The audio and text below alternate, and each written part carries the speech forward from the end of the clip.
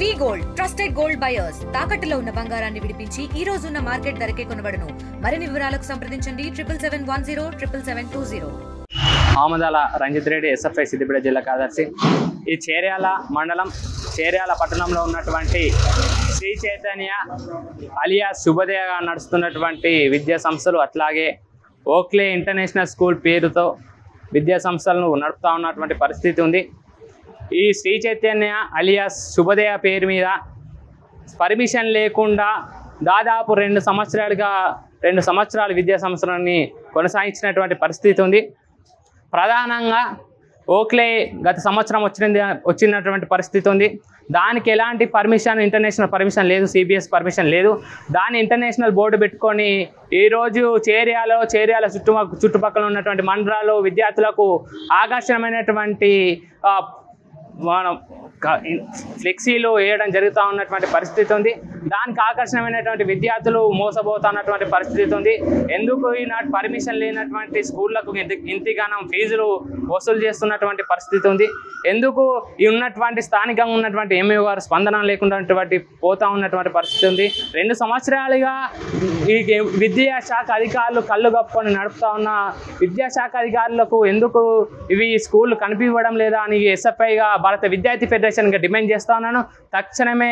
తక్షణమే ఈ విద్యాశాఖ అధికారులు స్పందించి ఈ ఉన్నటువంటి ఓక్లే మరియు శ్రీ చైతన్య విద్యా సంస్థలుగా చర్యలు తీసుకోవాలి. దాదాపుగా నర్సరీ విద్యార్థులకి 30,000 ఫీజు ఈరోజు శ్రీ చైతన్య మరియు ఓక్లే ఇంటర్నేషనల్ స్కూల్లో ఉంది. దీనికి ఎందుకు ఫీజులు లోకల్ సిలబస్ చెప్పుకుంటా లోకల్ స్టాఫ్ను పెట్టుకుంటా ఇంతగానో ఫీజులు ఎందుకు వసూలు చేస్తున్నటువంటి పరిస్థితి ఉంది. ఎందుకు ఈ అధికారులకు కనిపిస్తలేదు? ఎందుకు ఈ డిఓ వారు నిమ్మకు నీరెక్కినట్టుగా ఈ విద్యాశాఖ అధికారుల పనితీరు ఎందుకుంటుంది? అందుకే ఈరోజు భారత విద్యార్థి ఫెడరేషన్గా డిమాండ్ చేస్తా ఉన్నాం. తక్షణమే ఉన్నటువంటి పర్మిషన్ లేనటువంటి శ్రీ చైతన్య అలియా శుభోదయ స్కూల్ని, అట్లాగే ఓక్లే ఇంటర్నేషనల్ స్కూల్ని సీజ్ చేయాల్సిందిగా డిమాండ్ చేస్తా ఉన్నాం. తెలంగాణ రాష్ట్రంలో ఏ ప్రభుత్వ పాఠశాల అయినా ఏ ప్రైవేట్ పాఠశాలన్నా నిర్వహించాలన్నా ప్రభుత్వానికి సంబంధించి కొంత గుర్తింపు ఉండాలి. అయితే చేర్యాలలోకి సంబంధించి ప్రైవేట్ పాఠశాల, కార్పొరేట్ స్థాయి శ్రీ చైతన్య పాఠశాల, అదేవిధంగా కార్పొరేట్కి సంబంధించిన ఓక్లే పాఠశాలలు 2 నిర్వహిస్తున్నారు. అయితే శ్రీ చైతన్య పాఠశాలకు ఎలాంటి ప్రభుత్వ గుర్తింపు లేదు. ఎందుకంటే ప్రభుత్వ గుర్తింపు 2 సంవత్సరాల నుండి శ్రీ చైతన్య పాఠశాల యథేచ్ఛగా నడుస్తున్నది. కానీ విద్యాశాఖ అధికారులు డిఓ కానీ ఎంఈఓ కానీ అదేవిధంగా ఇతర ఏ అధికారులు కూడా ఈ పాఠశాలపై ఎలాంటి చర్యలు తీసుకోవడం కానీ జరగడం లేదు.